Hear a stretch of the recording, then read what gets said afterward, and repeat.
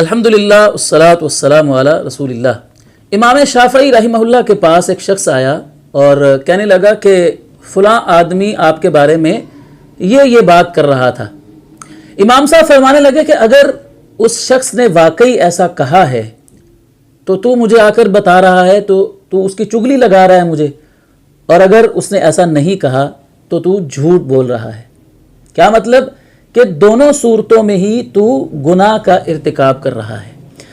तो दोस्तों, इमाम शाफ़ई रहमहुल्लाह ने हमें गीबत और चुगली से बचने का तरीका बता दिया कि अगर हम ये चाहते हैं कि हमारी मजलिसें चुगलियों से और गीबतों से महफूज रहें, तो जिस तरह हम चुगली करने को गुनाह समझते हैं, गीबत करने को गुनाह समझते हैं, उसी तरह हमें गीबत सुननी भी नहीं है, चुगली सुननी भी नहीं है। अगर कोई हमारे सामने आकर किसी की गीबत करता है, किसी की चुगली करता है, तो हमें उसको खामोश करा देना है।